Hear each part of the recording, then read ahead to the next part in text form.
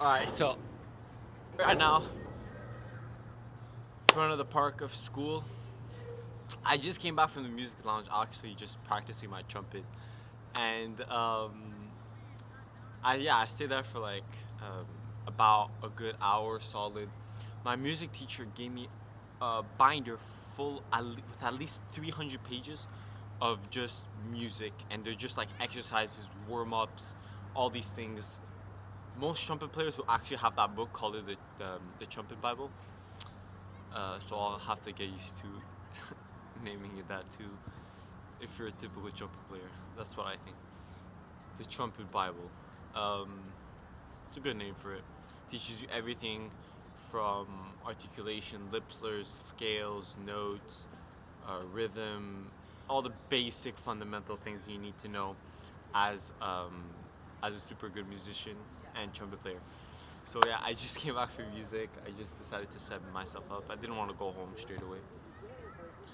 Uh, and you know how every time, so at the end of every period 5 music class, they give snacks away. Um, like it's either Rice Krispies, Bear Paw, Oreos. Oreos is like you have to pick 3 into like those boxes, and just stuff like that. And when I finished, I actually ended up taking. Um, I ended up taking. It was already open though, but like there's still a lot. I took like the whole thing. I think only like 1 or 2 were missing. So basically, I had a whole Oreo box for myself, which is I went from actually. I don't want to use stealing because our taxes go to this money, so I'm not gonna use the word stealing. But I went from taking just things of Bear Paws and Rice Krispies to taking almost whole boxes of Oreos. Such a dumbass, but it's so good. Mm. I know that I'm gonna have the whole box and regret having this because now I gotta go home. I gotta go home, do my 100 push-up with extra backpack weight. I gotta read and I need to focus. I need at least 2 chapters in the book that I have.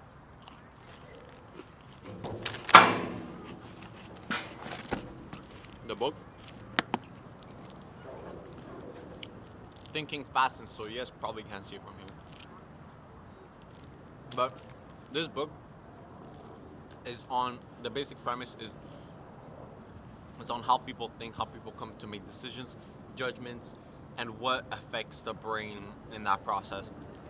So, example, I wanted to get into personal branding, how people make decisions to follow, how people make decisions to buy, how people make decisions to do anything essentially.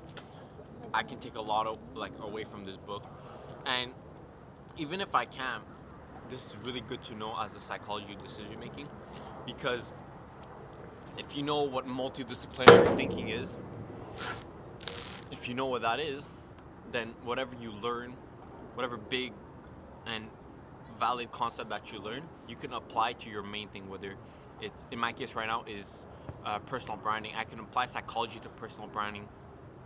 But back then it was learning concepts that I will apply to client acquisition. Multidisciplinary thinking, if you know how to use it properly, it's such a strong tool. It's amazing how powerful and strong this tool is if you know how to use it properly. So right now I'm doing the same thing with psychology, how to, because this book is the psychology of decision making and fast thinking, slow thinking, and it doesn't directly tell me how to apply this knowledge to personal branding. I'm going to have to make the connection myself, whether it's personal branding, client acquisition, other things. I have to make the connections by myself. Like this, I have a more cohesive understanding of personal branding if I know the psychology, which is actually good. It's gonna be long, painful, but I learned to do that by Charlie Morgan. He's like my first semi mentor. I know him, he doesn't know me. So that's why I call him a semi-mentor, like through virtual screen. Taught me a lot of cool shit, things I will never forget. Multidisciplinary thinking. I haven't watched him in a while, but multidisciplinary thinking is one of the biggest ones, and I will never forget that. And I'm still using it to this day. All right, let me have another Oreo cookie. Mmm, so good.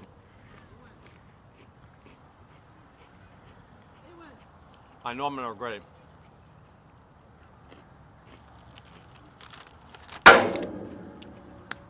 No, I gotta go home. I said this. I gotta go home. I gotta work out on Oreos. I gotta work out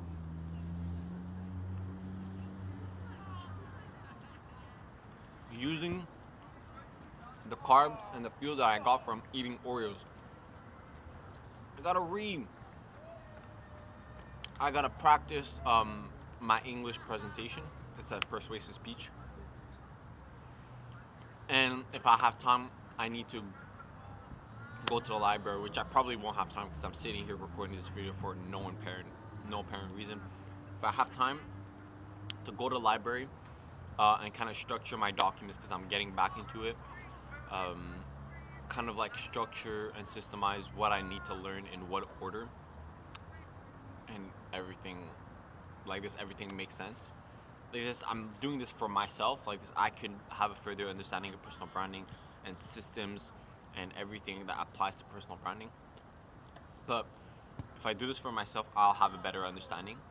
And when I decide to sell a product based on personal branding, it's just gonna be set up there. I just gotta make a couple of tweaks before actually, launching the product, which is gonna be in, I wouldn't say months, I'd say 1 to 2, 3 years. That is my plan.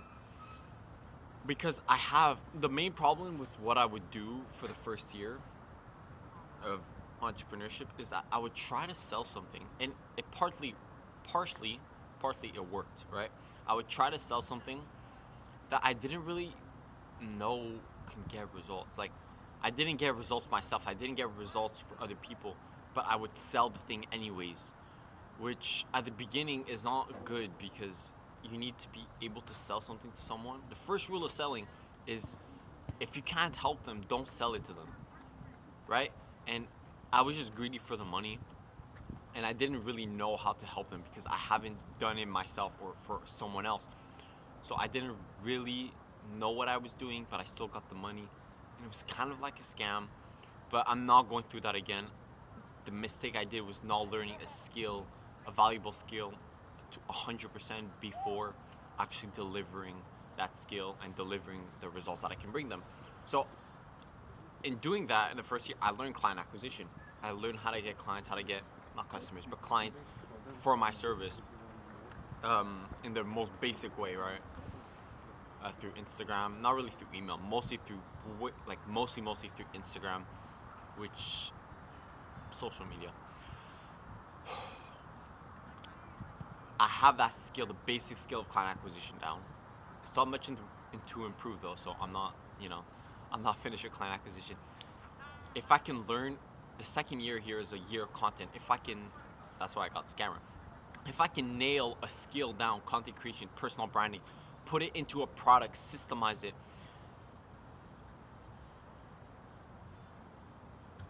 and I actually know what I can do because I've did it myself and I've given results to other people, I could charge way more than I used to when I didn't really know if I can produce results, right? Before, I used to charge me and my business partner 60, 80 pounds. The max we've ever charged for something is 120 pounds, which is like, talking in pounds, but we're in Canada here. Like, this is Canada, motherfucker.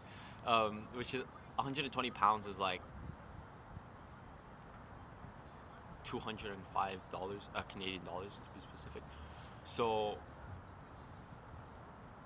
yeah, so that's the most I made. But now that if I actually learn the skill, I can charge way more, and I'll be more satisfied with the fact that if I sell something, I'll know I'll be able to produce results, and I can scale that operation. Because if I just continue to do what I did for the first year, I would just kind of sell something that I was not sure I can deliver on. At some point, people would realize, and the money I can make every single month would be capped, right? But if I actually do it the right way, know what I'm doing, money, I can charge whatever price that would make sense for the product. If it's a good product, then I know for 100% I could produce the results, and I won't be capped by the cost. I won't be capped by the price that I can charge per product, and I won't be capped by how many people I can actually sell that product at a higher price. I'm tripping over my words right now. So that's a good thing. The first year I did it wrong. At least I learned basics about business, I'd say, client acquisition mostly, through Charlie Morgan, and a bit of psychology tactics, sales tactics. I got a lot of sales calls, so I have the basic, fundamental knowledge of like sales calls and whatever like that. So yeah, that's my little recap. I'm gonna take another Oreo.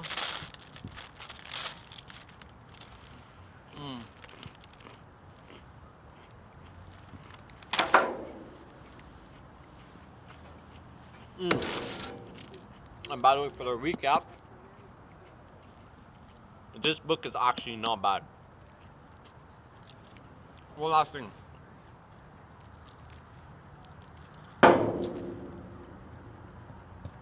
This is the first book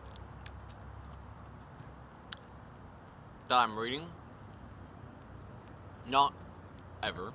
This is the first book that I read. I can't say that either. Fuck. This is the first book I started reading from my, getting back into the game. Right? I haven't read a book in 2.5 months, 3 months. And I told myself, I want this book. I'm going to get it to the library at the library Parc Extension. Very Indian neighborhood. Anyways, that's beside the point. And I told myself, this is the first book that I'll be reading, getting back into it, getting back into the business flow, getting back into the reading flow. And I want this book to be good. I want it to be an easy read, a really good read, understandable, a lot of sauce and a lot of knowledge from this book. And even if it would be a hard read, it's not like I would quit completely reading. But I'm just like, the first book, I want it to be good.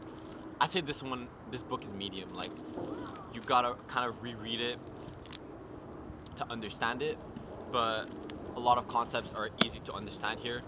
And yeah, it's a book on psychology. It's really good. So yeah, that's my recap. That's my little thing. I'll see you guys. I'm trying to find the button. I'll see you guys in the next one.